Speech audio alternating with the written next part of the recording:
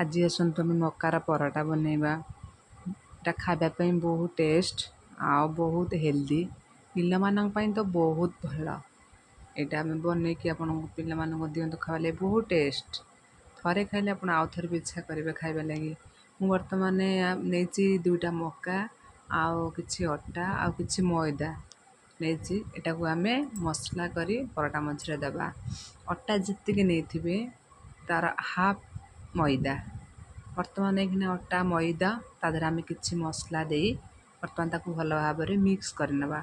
मुझे कि हल्दी पाउडर आउ कि लंका पाउडर स्वाद अनुसार लुण आउ कुछ धनिया पत्र दे ताकू भल भाव जमती आम अटा चकुटती सेमती अल्प अल्प पानी दे आम ताकू चकटिबा।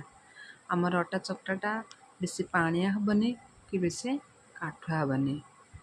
देखंतु यही भाव में आम अल्प अल्प पानी दे अटाटा को चकटी नेबा। अटा चकटा बर्तमान प्रस्तुत आमर हो गला। देखंतु ताकू बर्तमान आम 10 मिनट पई घोड़े रखिदेबा। एबे जो आमर मक्का थिला नहीं तापाई मसला ये सब मु रखी। आगे आम मक्काटा को ग्राइंडिंग करनेबा।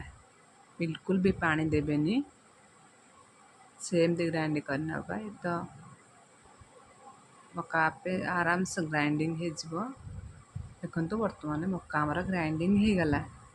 तापाई बर्तमान आम मसला नेबा। एठी किछि देली मु धनिया पाउडर आउ दबा लंका पाउडर स्वाद अनुसार लुण किछि हल्दी पाउडर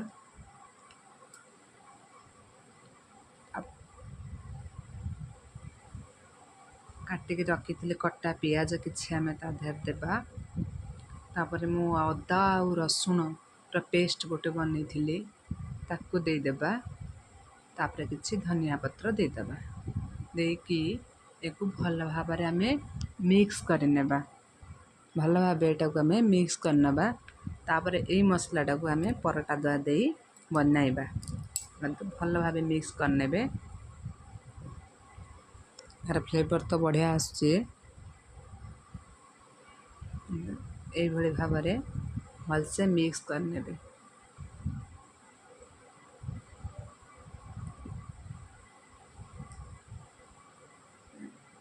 बर्तमान मसला रेडी। देखंतु बर्तमान आम ताको खोलिले 10 मिनट पर केते सॉफ्ट टिके हो जाइए। तादेह बर्तमान आम कि रिफाइन तेल देदेबा कारण एटा हाथ रे आमर लागबनी। ताको एमती दे आम धीरे धीरे अटा गुला टाइप रो जमती रुटी हुए आमर से टाइप रो गुला करनेबा सब ताको मते बिल्कुल भी हाथ रे लागुनी। यही टाइप रो आम सब गुला बनै नेबा। बर्तमान देखंतु आमर आस्ते आस्ते गुला सब प्रस्तुत हो गला। एबे चलंतु आम ताको रुटी टाइप रो सब अट्टा किछि दे बेलिबा। बे देखंतु एई भाव रे बेलिबे। आम आगे 4टी पराटा आगे बनै तापर बाकी तक बनैबा। एमती गोटे गोटे करी बेली 4टी करबा तार पर बाकी तक सब करबा। तो मु वर्तमान नहीं 4टी पराटा बनौची।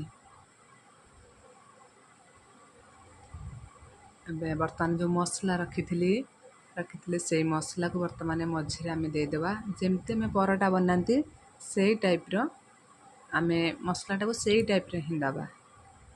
तापर आम जो साइड गुड़ाक भांगा ये टिके हल्का पानी देबा नले एटा खुली जीव। पानी देवा द्वारा से लाखिकी रहिबो।